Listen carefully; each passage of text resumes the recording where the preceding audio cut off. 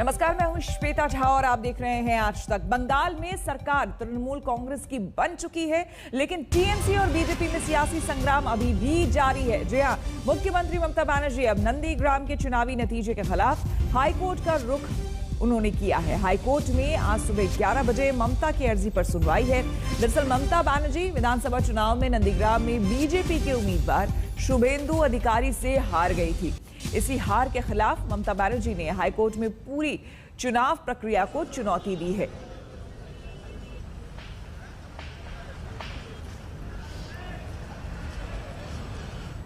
भारत चीन में टकराव आज भी खत्म नहीं हुआ है, लेकिन एक साल में बॉर्डर पर खेल पूरी तरह से पलट गया है। भारत ने सुपर फास्ट स्पीड में इंफ्रास्ट्रक्चर को तैयार किया है, सड़कें बनाई है, पुल बनाए हैं, रणनीतिक रास्ते तैयार किए हैं, और ये सब चीन के बड़े चैलेंज के बीच किया गया है, जो अपने आप में चीन के लिए करारा जवाब है।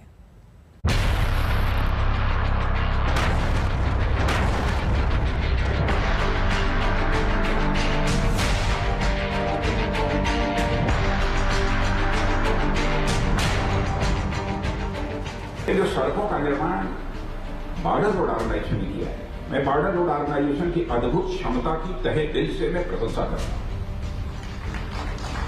मैं सरफेस ट्रांसपोर्ट मिनिस्टर भी रह चुका हूं, और उस समय भी बॉर्डर रोड ऑर्गेनाइजेशन के बारे में जो लोगों का परसेप्शन था, उसकी भी जानकारी मुझे है, वो ठीक नहीं था। लेकिन सारे देश भर में बॉर्डर रोड ऑर्गेनाइजेशन के प्रति जिस प्रकार का हाई परसेप्शन बना हुआ है, सचमुच उससे मैं स्वयं को भी रक्षा मंत्री होने के नाते अपने को गौरवान्वित महसूस करता हूं। एक से बढ़कर एक शानदार सड़कें, एक से बढ़कर एक दमदार सड़कें। एक साल में बॉर्डर की सूरत ही बदल गई। 12 रणनीतिक सड़कें और बन गई हैं।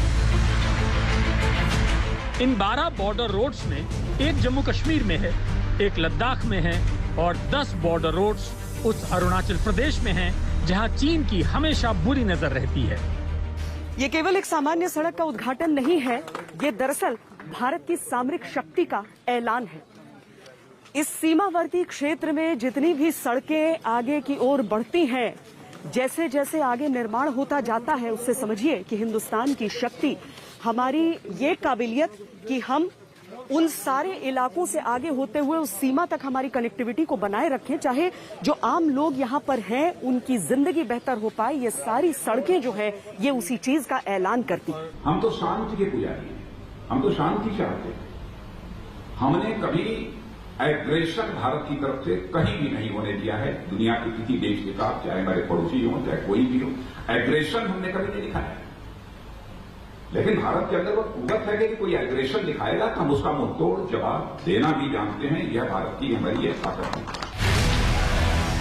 यह असम से उस चीन को जवाब है जिसकी अब तक नीयत नहीं बदली, जिसकी फितरत नहीं बदली, लेकिन किसी धोखे में चीन ना रहे, क्योंकि बॉर्डर पर भारत पहले से कहीं ज्यादा तैयार है, कहीं ज्यादा ताकतवर है। एलएसी पर भारतीय सेना एक साल में कई गुना मजबूत हो चुकी है। वायुसेना के पास राफेल लड़ाकू विमान आ चुके हैं, और बॉर्डर रोड ऑर्गेनाइजेशन ने एक साल में सड़कों का जाल बिछा दिया है। आज हम जरा इस बात की समीक्षा करना चाहते हैं कि लाइन ऑफ एक्चुअल कंट्रोल पर या फिर हमारी सरहदों के नजदीक जो इलाके हैं उनकी कनेक्टिविटी कैसी है, क्योंकि वो सीधे तौर पर न सिर्फ देश की सुरक्षा से जुड़ती है, बल्कि हमारी आर्थिक व्यवस्था, हमारी सामाजिक ढांचे, हर चीज से जुड़ जाती है। राजनाथ सिंह जी खुद यहाँ पर आए हैं इसके उद्घाटन के लिए, और पूर्वोत्तर के लिए बहुत बड़ी चीज हो जाती है। राजनाथ जी, मेजर अचीवमेंट है पूर्वोत्तर के लिए, इसमें कहीं दो मत नहीं। यहाँ पर अगर हम कहीं जाना भी चाहते हैं तो इतने इतने दिन लग जाते हैं, लेकिन इस तरह की सड़कें। वैसे प्रधानमंत्री के रूप में जब से जिम्मेदारी नरेंद्र भाई मोदी ने संभाली है, तब से बराबर नॉर्थ ईस्ट के विकास पर उन्होंने विशेष बल दिया है।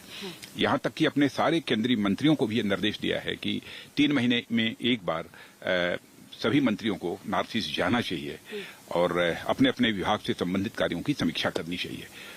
यानी यहाँ इंफ्रास्ट्रक्चर डेवलपमेंट तेजी के साथ होना चाहिए, अन्य जो डेवलपमेंट हो सकते हैं तरह तरह के, वो सब सारे होने चाहिए। और आपने देखा होगा पहले से और अब में नॉर्थ ईस्ट में बहुत बड़ा परिवर्तन आया है, मेजर चेंज है। एक बहुत बड़ी वजह जो दी जाती थी नहीं करने के लिए इस तरह की चीजें, वो ये कि कहीं पड़ोसी बुरा मान जाएगा। तो ये कौन सा बीच का रास्ता आपने निकाला है जिसमें किसी को इस बात पर आपत्ति नहीं होती है कि भारत की जमीन है भाई, ये निर्माण करें तो हमारे। नहीं, भारत अपनी जमीन पर जो भी निर्माण करना चाहेगा करेगा। पड़ोसियों का जहां तक प्रश्न है, हम हर पड़ोसी के साथ अपने अच्छे रिश्ते बनाकर रखना चाहते हैं। हम किसी पड़ोसी के साथ जो है कटुता बनाकर नहीं रखना चाहते हैं। मैं बार बार ये कहता हूं ना कि भारत तो दुनिया का अकेला देश है जिसने कि वसुधैव कुटुंबकम यानी the whole world is a family, ये हम मैसेज देने वाला ही देश है। तो अपने पड़ोसियों के साथ कटुता कैसे कर सकता है? लेकिन जो भी हमारा क्षेत्र है उस क्षेत्र का विकास तो होना ही चाहिए ना। चीन के खिलाफ इस मोर्चे पर तैयारी बहुत जरूरी थी। बॉर्डर पर इंफ्रास्ट्रक्चर वाली ताकत हमने बढ़ाई है क्योंकि पहले यही हमारी कमजोरी थी और सड़कें बनाने को लेकर ही चीन चिढ़ता है।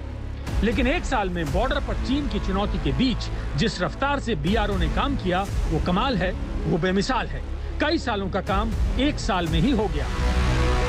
पिछले एक साल में बॉर्डर के इलाकों में 1200 किलोमीटर सड़कें बनाई गई। इनमें 85% प्रोजेक्ट जम्मू कश्मीर, लद्दाख और अरुणाचल प्रदेश में पूरे किए गए। बीआरओ ने करीब 8,739 करोड़ रुपए के प्रोजेक्ट 2020-21 में कंप्लीट कर दिए। इसी वजह से इस साल का बजट बढ़ाकर 11,000 करोड़ रुपए कर दिया गया। बॉर्डर के इलाकों में इंफ्रास्ट्रक्चर ही किसी देश की सबसे बड़ी ताकत होता है, लेकिन इसे तेजी से तैयार करना आसान नहीं होता क्योंकि चुनौतियां बहुत होती हैं। फिर भी भारत ने पिछले एक साल में खुद को तैयार किया। सभी फॉरवर्ड जगहों तक आवाजाही ठीक कर ली, कठिन से कठिन इंफ्रास्ट्रक्चर प्रोजेक्ट्स पूरे कर लिए। बीआरओ ने नामुमकिन को भी मुमकिन बना दिया। आपने एक साथ कई सड़कों का यहाँ पर उद्घाटन कर दिया है और लद्दाख से लेकर इस इलाके तक हम देख रहे हैं बीआरओ ने पिछले एक साल में बहुत तेजी से काम किया है। नहीं, बॉर्डर रोड ऑर्गेनाइजेशन के बारे में लोगों की धारणा बदल गई है। पहले आज के मैं कह सकता हूँ 15-20 वर्ष पहले कुछ धारणा बॉर्डर रोड ऑर्गेनाइजेशन के प्रति बहुत अच्छी नहीं थी। लोग कहते थे बहुत स्लो काम होता है, ये वो तरह तरह के लोग चर्चा करते। लेकिन आज बॉर्डर रोड ऑर्गेनाइजेशन के प्रति लोगों की धारणा बहुत ही अच्छी बनी है। और किन कठिन परिस्थितियों में बॉर्डर रोड ऑर्गेनाइजेशन काम करता है, कोई प्रत्यक्ष जाकर देखे तो स्वतः ही उसको एहसास होगा। प्रतिकूल परिस्थितियों में, कठिन परिस्थितियों में बॉर्डर रोड ऑर्गेनाइजेशन ने बहुत ही अच्छा काम इस देश में किया है सीमाई सड़कों के निर्माण में। इसके पीछे सबसे बड़ी वजह यह है कि अब एक मंत्रालय के अधीन आ गया है या फिर बहुत सारी और नीतियां भी? नहीं, वैसे भी बॉर्डर ऑर्गेनाइजेशन तो रक्षा मंत्रालय के ही अंतर्गत है। पहले कभी हुआ रहता था कि उसमें सरफेस ट्रांसपोर्ट मिनिस्ट्री उस समय कही जाती थी, भूतल परिवहन मंत्री मंत्रालय, उसके अंतर्गत भी था। लेकिन अब एक बार ये सिलसिला शुरू हुआ है तो ये कायम रहेगा? नहीं, आगे भी कायम रहेगा और लगातार जो हमारे जो सीमाई क्षेत्र हैं उसमें हम विकास कार्य करेंगे। अटल टनल पिछले साल अक्टूबर में ही खुल चुकी है, जिससे पूरे साल मनाली और लाहौल स्पीति घाटी कनेक्ट रहती है। नहीं तो पहले 6 महीने बर्फबारी में इलाके आपस में कट जाते थे। अटल टनल के बाद अब जो बड़े प्रोजेक्ट्स हैं, उनमें जोजिला पास में बनने वाली 14 किलोमीटर लंबी सुरंग, जिससे श्रीनगर और लेह पूरे साल जुड़ा रहेगा। इसके अलावा मनाली से लेह के बीच शिनकुन ला पास के नीचे 4.25 किलोमीटर लंबी सुरंग, जिसका काम 2024 तक पूरा करने को कहा गया है। ऐसे प्रोजेक्ट से बॉर्डर के इलाकों तक हर पॉइंट पर सेना को पूरे साल हर समय सप्लाई पहुंचती रहेगी। इसमें किसी तरह की कोई रुकावट नहीं आएगी। आज तक ब्यूरो।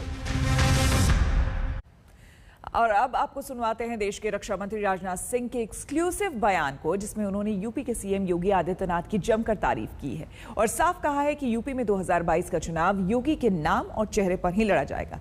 सीएम पद के इकलौते उम्मीदवार भी वही हैं। यूपी को लेकर खासकर लोग कह रहे हैं कि वहां का मैनेजमेंट कहीं नहीं, यूपी के मुख्यमंत्री ने बहुत ही शानदार काम किया।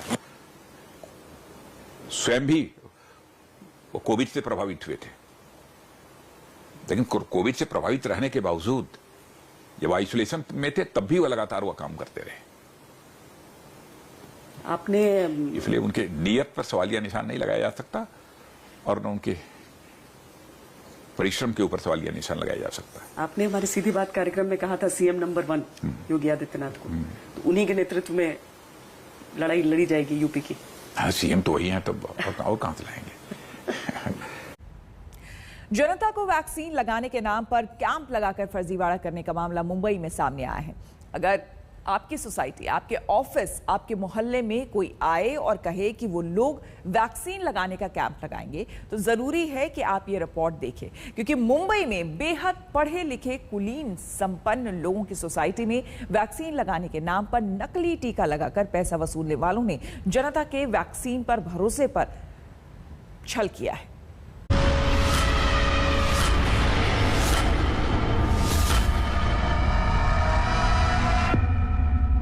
हमारे साथ कुछ गलत हो रहा है, लेकिन वो ऑन द स्पॉट वो नहीं समझ में आ रहा था। We want to know for the authenticity कि क्या गया है हमारे बॉडी में, the first and foremost। कोई ऐसी कोई चीज नहीं डालती कि जिसकी साइड इफेक्ट आए। So there we felt कि अरे कुछ ना कुछ गलत हो रहा है।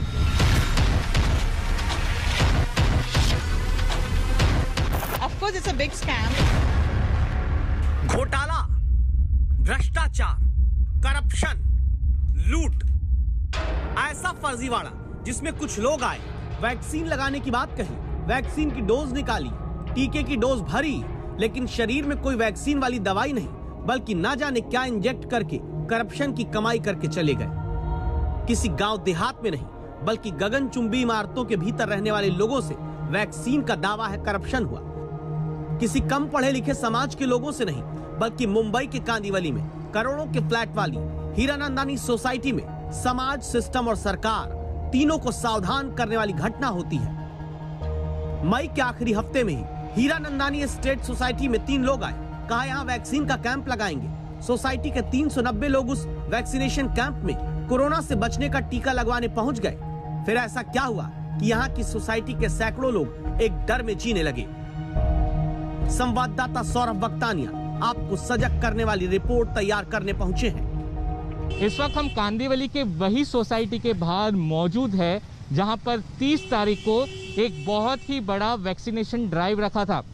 390 लोगों को, इस बिल्डिंग के जो रेसिडेंट है उनको वैक्सीन लगी, कोविशील्ड की वैक्सीन लगी, लेकिन उनमें से किसी को भी अगले 3 से 4 दिनों में कोई भी सिम्टम नहीं हुआ। यानी ना किसी को बुखार आया, ना किसी को बदन दर्द हुआ। आमतौर पर सभी को तो नहीं, लेकिन कुछ लोगों को ऐसे लक्षण वैक्सीनेशन के बाद आते हैं। हीरानंदानी सोसाइटी के लोगों को इसके बाद शक होने लगा कि कहीं ये उनके साथ टीकाकरण के नाम पर भ्रष्टाचार होने का लक्षण तो नहीं है। हमें सर्टिफिकेट्स प्रॉपर टाइम पे नहीं मिल रहे थे और हमें इसकी कोई साइड इफेक्ट नहीं हो रही थी, सिम्टम्स नहीं हो रहे थे। So we are worried about that thing. फिर 4-5 दिन तक हमको सर्टिफिकेट्स नहीं आए, तब जाके हमको ज़्यादा इसके बारे में ज़्यादा क्वेश्चंस होना शुरू हुआ।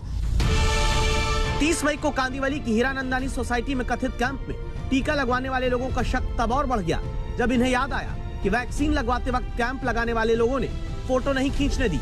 वैक्सीन लगाने के बाद किसी तरह का कोई सर्टिफिकेट तुरंत नहीं दिया। वैक्सीनेशन के कुछ दिनों बाद सर्टिफिकेट दिया भी तो अलग अलग अस्पतालों के नाम से भेजा गया। अब मुंबई की इस हाई राइज बिल्डिंग के लोगों का डर भी हाई राइज कर चुका है। डर इस बात का कि वैक्सीन के नाम पर न जाने क्या लगाकर करप्शन किया गया। So there we felt कि अरे कुछ ना कुछ गलत हो रहा है। एंड देन सर्टिफिकेट जो आते हैं, जनरली गवर्नमेंट के सर्टिफिकेट जो आते हैं वो 15-20 मिनट में या विद इन 1-2 आवर्स आ ही जाते हैं, at the most 24 hours. But हम लोग को किसी को भी कोई भी सर्टिफिकेट नहीं आया। जो भी सर्टिफिकेट्स आए किसी को 1 हफ्ते के बाद, किसी को उसके बाद। अच्छा, सर्टिफिकेट पे वो कोविन ऐप में सर्टिफिकेट आ गया है, मगर किसी को नानावटी हॉस्पिटल, किसी को लाइफलाइन, तो वहां पे हमें रियलाइज हुआ कि कुछ गलत हुआ है। तो देन ये सब चीज अभी चालू हुई है, मगर now it is the life of 400 people. अच्छा, जिसको सर्टिफिकेट आ गया है तो अभी तो वो अपना पहला डोज ले भी नहीं पाएंगे, तो हम क्या करेंगे? तो we need help that what next is to be done. And ये जो सर्टिफिकेट है वो पहले वॉइड करना पड़ेगा या तो फिर एंटीबॉडी टेस्ट करना पड़ेगा। हमें वो भी नहीं पता है कि हमारे एक्चुअली बॉडी में गया क्या है। तो हम लोग सोच रहे हैं कि किसी हमारे लिए वक्त हो गया है एक छोटे से ब्रेक का। बने रहे हमारे साथ, देखते रहिए आज तक।